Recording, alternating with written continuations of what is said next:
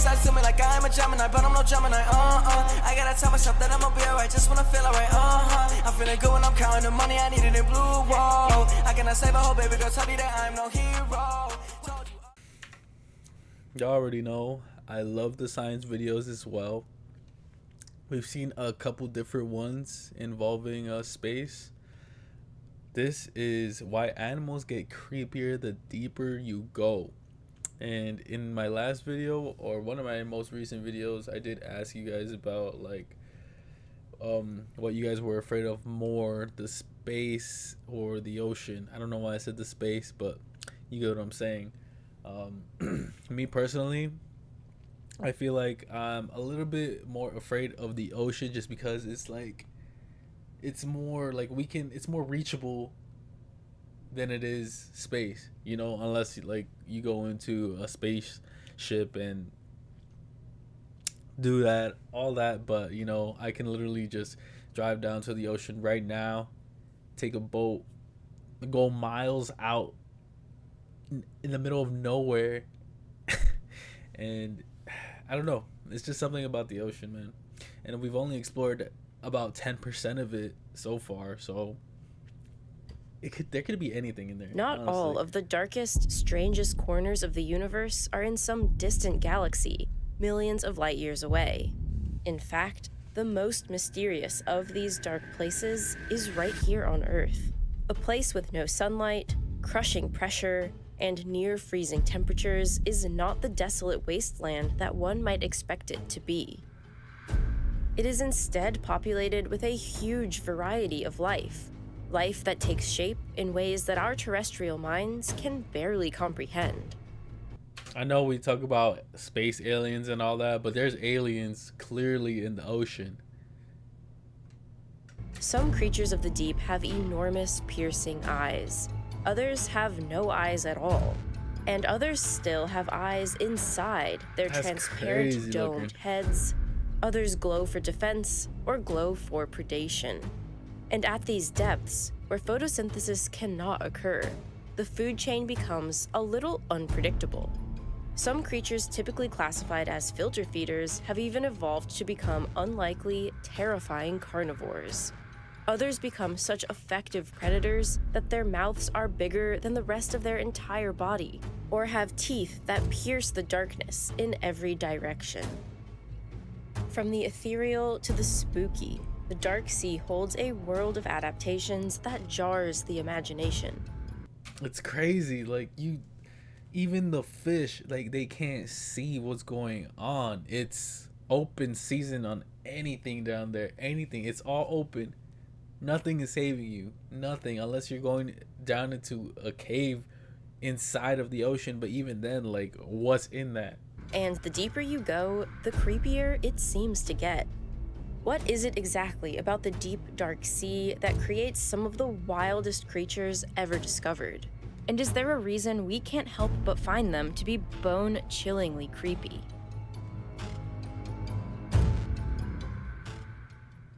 The uppermost layer of the deep sea is the mesopelagic, aka the twilight zone, and it extends from 200 meters to 1,000 meters. A little bit of light still penetrates at these depths, but not much. The very first color to disappear is red, because it has the longest wavelength and the least energy of the visible spectrum.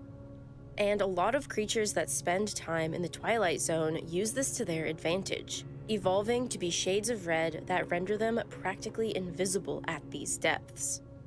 Enter the vampire squid. Catching a glimpse of it in the lights of a submersible, you might understand why it got such a ghastly name. On top of its red skin, it has enormous eyes that seem to glow, and spine-like protrusions from its tentacles all give it a far more fearsome look than the cephalopods of shallower waters. But just as its red color seems eerie to us but has a vital evolutionary purpose, so too do its other sinister-looking features. Despite its spooky name, vampire squid are not actually bloodthirsty hunters. Unlike almost all other cephalopods, this creature is a detrivore. It gets almost all of its calories from marine snow. Marine snow is particulate matter that trickles down from higher up in the ocean and is made of decaying crustaceans, zooplankton, larvation houses, diatoms, and fecal matter. The vampire... That's fire. So he doesn't even need to like fight for his food or anything. He's just chilling at that point. He really is just chilling. Squid has 4 arm pairs with finger-like tendrils called cirri, plus 2 long retractable filaments. It sits practically motionless around depths of 600 to 900 meters, slowly collecting marine snow on its mucus-laden filaments and slurping it down. Scientists were surprised to discover that marine snow has a pretty high nutritional value, but the vampire squid still doesn't have a whole lot of energy to expend. They get by thanks to having a suppressed metabolism much, much lower than any other cephalopod of a comparable size. But as you descend deeper, the cephalopods become even more terrifying. The genus Magnapinna, or the big fin squid, are thought to be the deepest occurring squid genus, with sightings as deep as 6,212 meters. This makes the big fin squid the only known squid to occupy the hadal zone, the deepest region of the ocean. Their arms and tentacles can be up to 8 meters long and are usually held at I mean, does this look like terrifying really? It just has like these tentacles, but like the tentacles are so skinny, like what can it do to you really? Inserting right angles, the squid giving itself the appearance of having elbows. And its translucent, shimmering mantle makes the creature seem completely otherworldly. Little is known about the feeding behavior of these squids. Scientists have speculated that they might use their long arms by dragging them along the sea floor and grabbing whatever edible organisms that they can. Alternatively, the arms might passively grab food such as zooplankton or bits of marine snow. But in an environment without any plant life to form the base of the food chain, being a detrivore is far from the only strategy. In fact, a number of organisms that are herbivores or filter feeders in shallower parts of the ocean become carnivores in the deep sea. That's the case with the predatory tunicate. It belongs to the Ascidian family, who are also known as sea squirts, a class of colorful stationary filter feeders that generally live in shallow water. But the predatory tunicate lives much deeper, anywhere from 600 to 1,100 It literally just looks like an underwater mushroom that's glowing. meters, and perhaps even deeper. These tunicates are perhaps less terrifying than the big fin squid, but just as strange. They look almost like an eyeless sock puppet with its mouth open. But this odd design has an important purpose: to help them catch prey. As small invertebrates and crustaceans swim by, they sometimes drift into the predatory tunicate's open mouth. That mouth quickly snaps shut and the prey is trapped, facing a slow death by digestion. This is also the case with a whole family of organisms known as carnivorous sponges. So it's like an underwater Venus flytrap of some sort. They generally start appearing at 200 meters, become fairly common at 400 to 500 meters, and remain dominant all the way down to the hadal zone, below 6,000 meters. Shallow water sponge species are filter feeders like sea squirts, living on bacteria and phytoplankton. They're even harvested as shower loofahs, their porous bodies being a good mechanism to hold and form soap bubbles. But you most definitely do not want to wash yourself with a carnivorous sponge. And that's because they're covered in tiny spears and hooks used to passively trap small swimming creatures. The sponges don't have to do much work. Whether it's the harp sponge with its long rows of spines, or the ping pong tree sponge with its bulbous spheres, these stationary organisms are highly effective predators. They just wait for the ocean currents to sweep creatures into their spines, and then they feast. Despite this abundance of passive carnivores, there are plenty of hunters in the deep sea as well. One such startling specimen is the gulper eel, found at depths over 18. Gulper eel. Damn. The thing's just trying to eat anything. 1,800 meters in the midnight zone. its mouth is larger than the rest of its entire Can you imagine just your eyes being like right next to each other? Like, bro, how can you see? body, and is loosely hinged so that it can swallow animals much larger than itself. Its proportions may be off-putting, but in an environment with limited food, being able to gorge on a massive meal when you have the chance is crucial.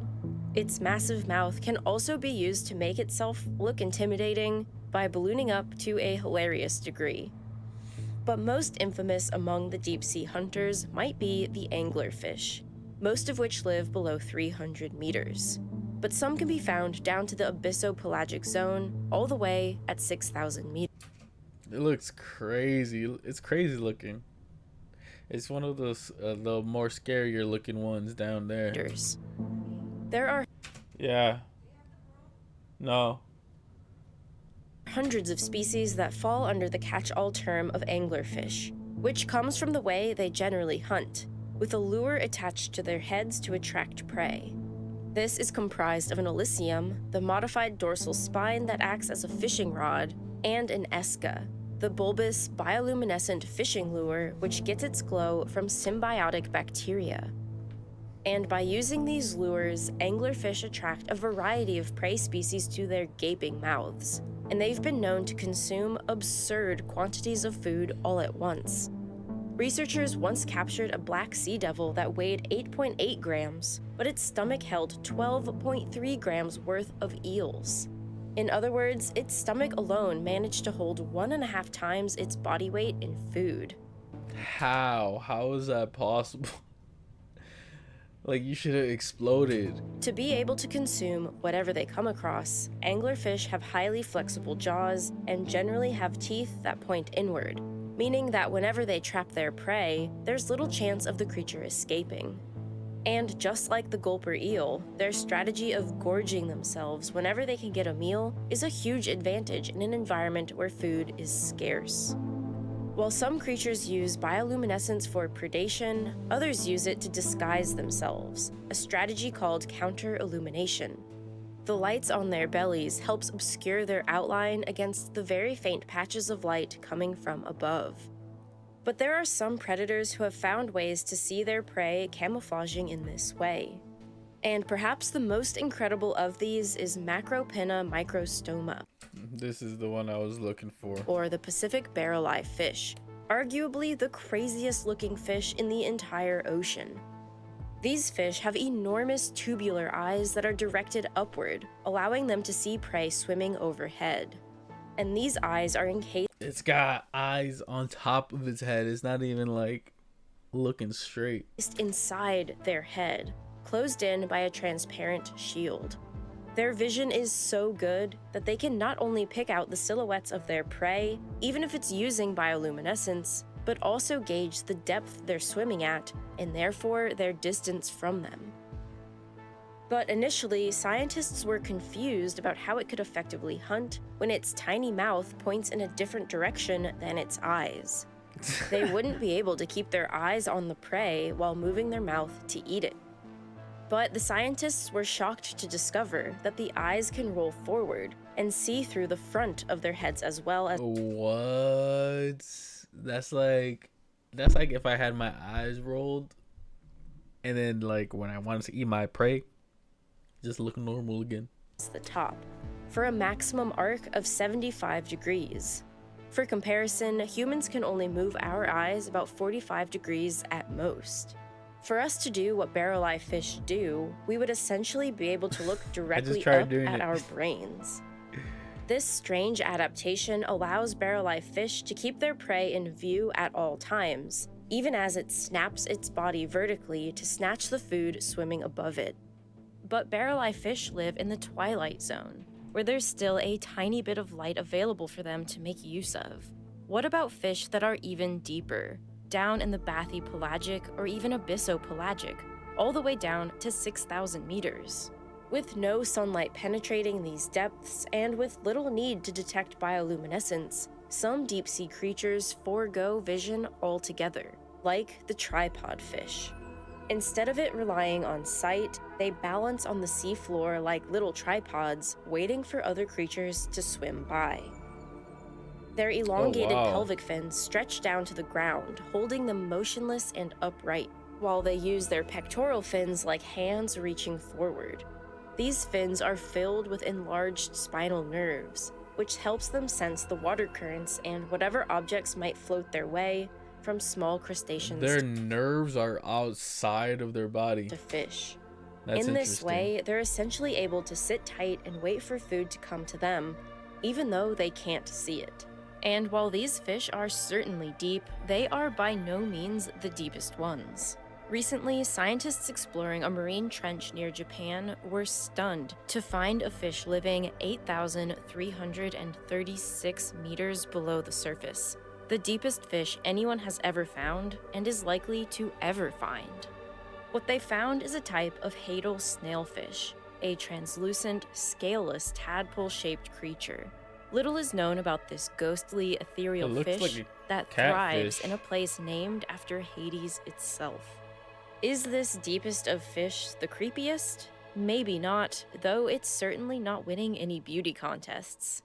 But from the beginning of the ocean depths, just as sunlight disappears, down to the crushing depths of the deepest trenches, there's no denying that the creatures who live here seem like characters out of the darkest corners of our imagination. And yet, every freaky adaptation is something crafted by millions of years of evolution to live in such an unusual environment. It's not hard to see why deep-sea creatures invoke creepy feelings in us. The creatures are nothing like the ones we see in our daily lives, and without the advent of robotics, we would never be able to see them in their natural habitat. Their habitat is so far removed from us that we liken it to the underworld. And for whatever reason, humanity subscribes to the archetype that the sky holds possibilities, euphoric cloud nines, and heaven itself, whereas the depths hold fears, secrets, and eternal death. Perhaps this is no surprise, as intelligent air-breathing mammals, that what is bright and known is safe to us, and the unfathomable sea, mysterious, dark, and otherworldly, is not. But our ancestral consciousness perhaps never grasped that the world is all connected, that the bountiful rivers and shores that we rely on are directly linked to the deepest parts of the sea, that what seems alien is in fact a vital part of our world, and deserves our consideration, care, and protection like any other part of our planet. The evolution of ocean creatures is undeniably fascinating, for all the freaky and foreign adaptations that excite our imaginations. But some of the most astonishing adaptations on Earth happen right here on land and in our own species. Human eyesight is one of the most complex biological processes we know of. But what's even more amazing is what individuals who have lost their sight are still able to see. Human sonar allows people without sight to see with sound. Man, I wish I had sonar like on some Daredevil shit, bro. But like, if I was like not blind too, obviously I wouldn't want to be blind. And other individuals who lost their sight due to damage to their visual cortex can still complete obstacle courses with no knowledge that they even did so. These phenomena are the subject of the next Real Science video, which you can watch now, 2 weeks early on Nebula. This was a good video. Anything about space and the ocean, most of the time, I'm gonna like, honestly.